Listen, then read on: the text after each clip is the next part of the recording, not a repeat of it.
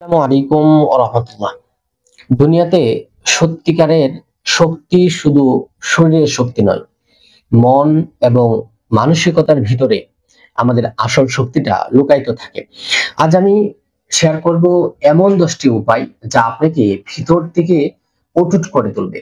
ভিতর থেকে আপনাকে শক্তিশালী করবে, মানসিকভাবে আপনাকে শক্তিশালী করবে। যে শক্তি কাজে লাগিয়ে আপনি অসম্ভবকে সম্ভব করতে পারেন, যে শক্তিকে কাজে লাগিয়ে আপনি আপনার পরিকল্পনাকে বাস্তবে রূপায়িত করতে পারবেন। তাহলে দেরি না করে চলুন শুরু করি। বোস্ট বা মানসিকভাবে শক্তিশালী করার জন্য আপনার প্রথম পদক্ষেপ যেটা হবে সেটা হচ্ছে যে নাও ইউর সেলফ বা নিজেকে জানুন। নিজের শক্তি এবং দুর্বলতাকে জানবার চেষ্টা করুন। আর আত্মচিন্তাই মানসিক শক্তির প্রথম ধাপ। অর্থাৎ আপনি যদি মানসিকভাবে নিজেকে নিজের ব্যাপারে চিন্তা করার জন্য প্রস্তুত করতে পারেন, আর নিজের দোষ কোনগুলো, নিজের গুণ কোনগুলো, সেগুলো নিজে নিজে আইডেন্টিফাই করতে পারেন, নিজে নিজে যাচাই বাছাই করতে পারেন, এটা সবচেয়ে বড় শক্তি। আপনাকে মানুষ যতটুকু জানবে, মানুষ যতটুকু বুঝবে, তার থেকে অনেক বেশি নিজেকে নিজের বুঝতে হবে। আপনি যত বেশি নাও ইউর সেলফ অর্থাৎ নিজেকে নিজে বুঝবেন, তত বেশি নিজেকে বোস্ট করতে পারবেন। এই জন্য নিজেকে শক্তিশালী করার জন্য মানসিকভাবে প্রথম যে কাজটা করবেন সেটা হচ্ছে যে নিজেকে জানতে চেষ্টা করবেন। ২ নম্বর যে বিষয়টা সেটা হচ্ছে কন্ট্রোল ইমোশন। আমরা জীবনে অনেক ভুল সিদ্ধান্ত নিয়ে নেই, মানে রং ভাবে আমাদের ইমোশনকে আমরা কন্ট্রোল করি সেজন্য, অথবা আমরা ইমোশনকে কন্ট্রোলই করতে পারি না। এজন্য আমরা ভুল সিদ্ধান্ত নিয়ে নিই। একটা কথা মনে রাখবেন, রাগ বা কষ্ট আসবেই, কিন্তু এটাকে নিয়ন্ত্রণ করতে হবে। আপনি যখন কোনো একটা বিষয়ে ইমোশন আসছে, সেটাকে আপনি নিয়ন্ত্রণ করতে হবে। তো নিজেকে মানসিকভাবে শক্তিশালী করার দ্বিতীয় যে পদক্ষেপটা সেটা হচ্ছে আপনার যে ইমোশন সেটাকে নিয়ন্ত্রণে রাখবার চেষ্টা করুন। তৃতীয় যে কাজটি করতে পারেন নিজেকে শক্তিশালী করার জন্য, এটা হচ্ছে সেট অবজেক্ট এট অপরচুনিটি। আপনার অপরচুনিটি কি আছে, সুযোগ সুবিধা কি আছে, এবং সেটাকে সামনে নিয়ে নিজেকে চ্যালেঞ্জ করার চেষ্টা করুন। আপনার সামনে একটা সমস্যা আসলো, তো সমস্যা আসলে আপনি বলুন যে এই চ্যালেঞ্জ আমাকে আরো শক্তিশালী করবে, এই চ্যালেঞ্জ কখনো আমাকে ভেঙে দিতে পারবে না। যে পরিস্থিতিতে আমি নিপতিত হয়েছি, এই পরিস্থিতি থেকে আমি উদ্ধার হবই। এরকম ভাবে আপনি একটা অবজেক্ট সেট করুন আগে। আপনার যে সুযোগ সুবিধা রয়েছে সেট করার পরে আপনার সামনে যেই ঝামেলাই আসুক, সেই ঝামেলাকে আপনি সমাধান করবেন এমন একটা মানসিকতা আপনি পোষণ করুন, এবং সেই দেখবেন এই মানসিকতা যদি আপনার মধ্যে রাখতে পারেন, এই চ্যালেঞ্জটুকু যদি গ্রহণ করতে পারেন, যেটাকে বলা হয় সমাধানের চ্যালেঞ্জ, তাহলে অবশ্যই আপনি সকল প্রতিকূলতাকে ডিঙ্গিয়ে আপনার সফলতার চূড়ায় আপনি আরোহিত হতে পারবেন। নিজেকে শক্তিশালী করার অন্য আরেকটা ক্রাইটেরিয়া হচ্ছে যে মেইনটেইন সেলফ রেসপেক্ট, অর্থাৎ আত্মবিশ্বাস যে একটা বিষয় আছে সেটাকে বজায় রাখবার চেষ্টা করুন। অন্যের দৃষ্টিভঙ্গি নয়, নিজের মূল্য নিজে নির্ধারণ করুন। অনেক সময় আছে আমরা সফলতার জন্য নিজের ব্যক্তিত্বকে বিলিয়ে দিই, সেটা কখনোই করা যাবে না। নিজের ব্যক্তিত্ব বজায় রাখতে হবে। অবশ্যই আপনি যখন কাজে সফল হবেন, তার আগেই যদি আপনি ব্যক্তিত্ব বজায় রাখতে না পারেন, তাহলে সফল হওয়ার পর আপনার ব্যক্তিত্ব থাকবেই না। আর প্রথম কথা হলো আপনি সফলই তো হতে পারবেন না। আত্মসম্মানহীন ব্যক্তিরা কখনো সফল হতে পারে না, নিজের মানসিক শক্তি তারা ধরে রাখতে পারে না। এই জন্য আপনাকে মানসিক শক্তিকে বজায় রাখতে হলে, আপনার মানসিক শক্তিকে আরো বহুগুণে বৃদ্ধি করতে চাইলে আপনাকে অবশ্যই আত্মসম্মানটা বজায় রাখতে হবে। আপনার আত্মবিশ্বাসকে বৃদ্ধি করতে আরেকটা কাজ করতে হবে, সেটা হচ্ছে ব্যর্থতাকে গ্রহণ করতে শিখতে হবে। ব্যর্থতা মানে শেষ নয়, এটা শেখার আরেকটা সুযোগ আপনার সামনে। এটা হচ্ছে সফলতার একটা স্টেপ মাত্র। আপনি ব্যর্থ হবেন, এই ব্যর্থতা একটা স্টেপ। আপনার সফলতার পর সফলতা আসবে, বিষয়টা কখনোই না।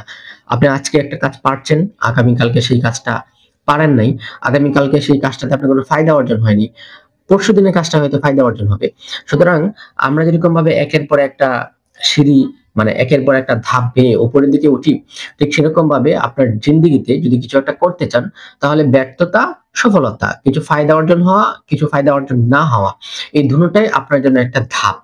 আপনি যখন ব্যর্থতার সিঁড়িতে পা রাখবেন, তখন এখান থেকে আপনি নিচের দিকে যদি চলে যান, তাহলে আপনি শেষ।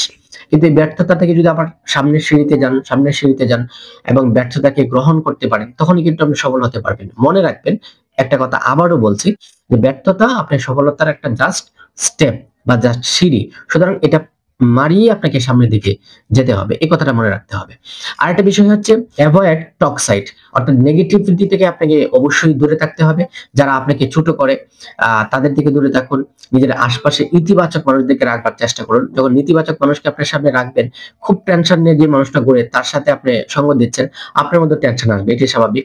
যারা প্রফুল্ল আছে, যারা টেনশন মুক্ত আছে, যারা খুব ভালো কিছু করতে পারছে, তাদেরকে আপনার সঙ্গী বানান এবং তাদের কাছ থেকে পজিটিভিটি নেওয়ার চেষ্টা করুন, বা নিজের মধ্যে যে নেগেটিভিটি আছে এটা তাদের সাথে আলোচনা করে দূর করবার চেষ্টা করুন। আরেকটা কাজ যেটা করতে পারেন নিজের আত্মবিশ্বাসকে বৃদ্ধি করার জন্য, সেটা হচ্ছে আত্ম অনুশাসন তৈরি করুন। একটা কথা মনে রাখবেন, ইচ্ছা শক্তি থেকে নয়, এটা রুটিন থেকে আসে। এজন্য আপনিও আপনার লাইফে একটা রুটিন করবার চেষ্টা করুন এবং সেই রুটিনটা মেনটেন করেই আপনার লাইফটা অতিবাহিত করবার চেষ্টা করুন। তখন লাইফে অন্যরকম একটা মজা পাবেন। আর যদি যখন যা চাই তা করেন, তখন কখনোই আপনি সুনির্দিষ্ট লক্ষ্যে অর্জন করতে পারবেন না। এজন্য অবশ্যই আপনাকে আত্ম অনুশাসন করতে হবে, অর্থাৎ নিজেকে আহ পরিচালনা করতে হবে। এই জিনিসটা আমরা তো অনেক সময় এটা ভাবি যে আমাকে কেউ গাইড করুক, পরিচালনা করুক, তারা কখনো সফল হতে পারবে না। আপনি যদি নিজেকে অনুশাসন করতে পারেন, নিজের আত্মাকে শাসন করতে পারেন, তাহলে আপনি একটা কিছু করতে পারবেন। ৮ নম্বরে আমি যে কাজটা আপনাদেরকে বলছি যেটা আত্মবিশ্বাসকে বুস্ট করার জন্য, সেটা হচ্ছে আপনাকে ধৈর্যশীল হতে হবে। বড় কিছু পেতে অবশ্যই সময় লাগে। সুতরাং এই সময়টা আপনাকে দিতে হবে। তার মানে অবশ্যই আপনাকে ধৈর্য ধারণ করতে হবে। এই ধৈর্য আপনার শক্তিকে বৃদ্ধি করে দিবে। যখন যাই আসুক না কেন, আপনি নিজেকে মানিয়ে নেওয়ার চেষ্টা করবেন এবং নিজেকে নিজে বলবেন যে না, আমি এটা সলভ করতে পারবো।